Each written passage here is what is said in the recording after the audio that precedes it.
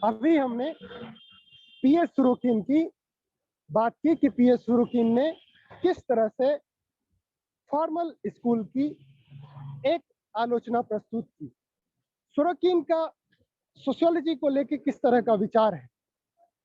सुरोकिन कहते हैं, और ये डिफिनीशन कई बार पीजीटी एग्जाम में पूछा गया है, अन स्टेट के एग्जाम में भी, डीयू दिल्ली में भी, कि which of the following sociologists defined sociology is a generalization or generalizing science। तो सोरोकिन का ये विचार था। सोरोकिन की कई सारे बुक में आप देखेंगे ये चीजें बताई गई है। Sociology is the generalising science का मतलब है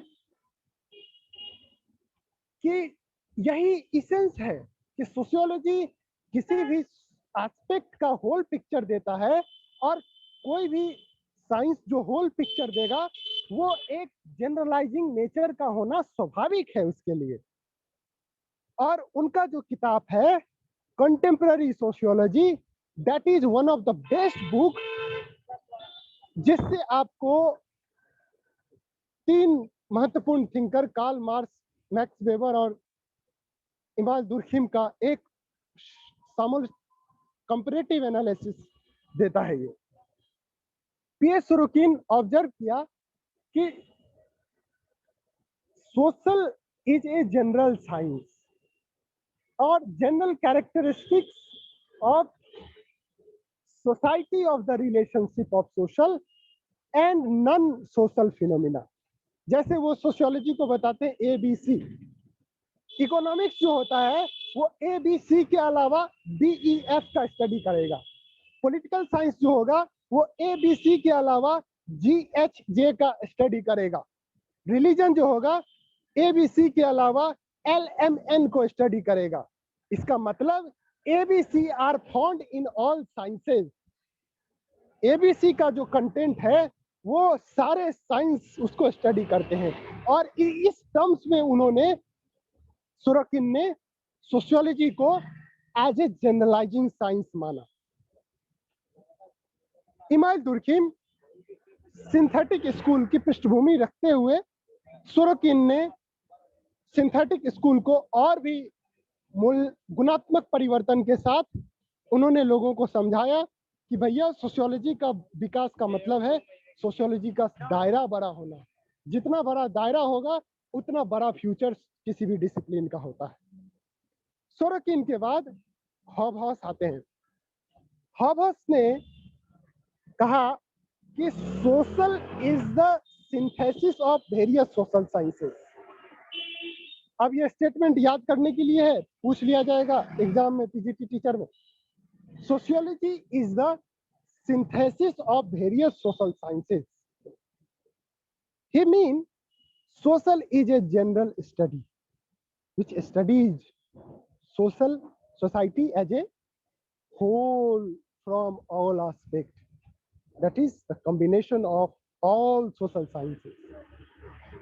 इसीलिए जो समाजशास्त्री हैं, they must pursue their studies from a particular part of society, जिसको उन्होंने कहा सोशल फ्रेम। और जैसे जैसे वो स्टडी करने जाते हैं, धीरे धीरे धीरे इंटरकनेक्टेड एस्पेक्ट की ओर बढ़ते जाते हैं। और ये जो इंटरकनेक्टेड है, नेटनेस है सारे घटनाओं का। अब देखिए एक सिंपल सा एग्जांपल, बेरोजगारी का स्टडी करेंगे तो बेरोजगारी एक इकोनॉमिकल इशू भी है, सोशल इशू भी है, सोशियोलॉजिकल इशू भी है, हाँ, और पॉलिटिकल साइंस का भी इशू है। तो कई सारे इश्यूज इंडल्ज है। तो हॉबहॉस ने कहा कि जो सोशियोलॉजी है उनका जो यही जो इंटरकनेक्टेडनेस है किसी भी सोसाइटी का, कि किसी भी सोशल इश्यूज को समझने में हमें मदद करता है। तो हॉबहॉस ने भी सिंथेटिक स्कूल की लेजिटिमेसी को देते हुए सोशियोलॉजी को और भी बेहतर तरीके से हमारे सामने प्रस्तुत करते हैं। इसका मतलब है अगर हम कंक्लूडिंग करें कि स्कोप ऑफ सोशियोलॉजी वाइड होना चाहिए, और as a matter of fact that कोई भी फिनोमिना, सोशल एलिमेंट, उसमें इंटरकनेक्टेडनेस होता है, और इसी इंटरकनेक्टेडनेस एलिमेंट को आप समझेंगे बिना सोशियोलॉजी के किसी भी एक पहलू को समझना उचित नहीं होगा। तो मैं एक बार फिर से रिवीजन दिला दूं। कई बार स्कूल ऑफ सोशियोलॉजी में जब बात करते हैं तो स्कूल ऑफ सोशियोलॉजी में पहले स्कोप के मद्देनजर दो तरह का स्कूल बना, formal school, synthetic school. Formal को हम लोग स्पेशलिस्टिक स्कूल भी कहते हैं, और आपने अभी देखा सिमेल का कथन, मैक्स वेबर का व्यू, बॉर्नवीज का व्यू, बीरकांट का व्यू और टॉनीज का व्यू। पीजीटी टीचर के मद्देनजर सिमल ने सोशियोलॉजी को किस तरह से डिफाइन किया, फॉर्म और कंटेंट का डिफरेंशिएशन, सोशल और सोशियोलॉजिकल का डिफरेंशिएशन। कई बार इंटरव्यू में, पीएचडी के इंटरव्यू में पूछ लिया जाता है कि सोशल और सोशियोलॉजिकल का डिफरेंशिएशन, सोशियोलॉजिकल थॉट और सोशल थॉट में क्या डिफरेंस। तो उसी डिफरेंस को बताने के लिए जॉर्ज सिमल का जो पर्सपेक्टिव है फॉर्म और कंटेंट, उसका हम इस्तेमाल करेंगे।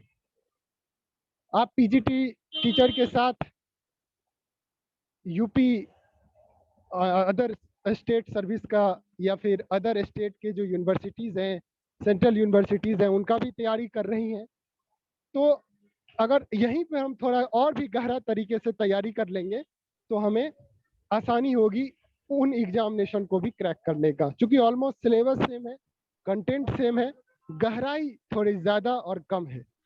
तो पीजीटी टीचर के लिए आप पूरे ध्यान से मैक्स वेबर का सोशियोलॉजी का डिफिनीशन, बान वाइस का सोशियोलॉजी का डिफिनीशन, बीरकांट का सोशियोलॉजी का डिफिनीशन और टॉनीज का सोशियोलॉजी का डिफिनीशन को आप फॉर्मल स्कूल के मद्देनजर याद करेंगी। और क्रिटिसिज्म, कई बार क्रिटिसिज्म में पूछ लिया जाएगा। अब पीएस सोरोकिन का क्रिटिसिज्म दे दिया जाएगा और पूछ लिया जाएगा कि पीएस सोरोकिन का क्रिटिसिज्म किस स्कूल के लिए था, फॉर्मल स्कूल, सिंथेटिक स्कूल। तो सबसे पहले आपको ये समझना है पीएस सोरोकिन किस स्कूल से बिलोंग करते हैं, बताइए। Synthetic school. हाँ, सिंथेटिक स्कूल। तो डेफिनेटली वो क्रिटिसिज्म किस स्कूल के खिलाफ होगा, फॉर्मल स्कूल के खिलाफ होगा। ठीक है।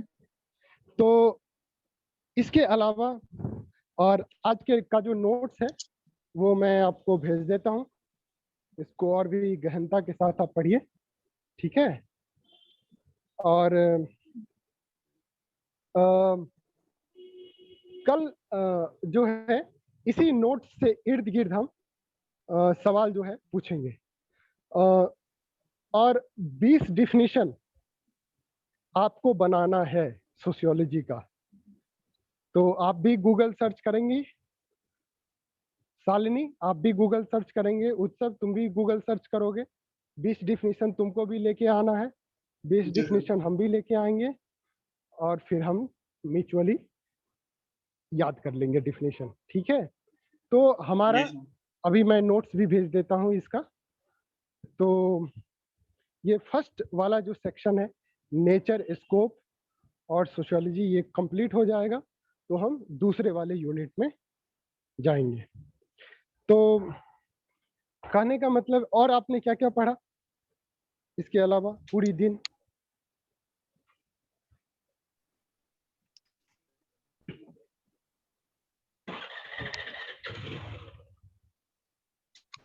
और बताइए क्या क्या आपने पढ़ा?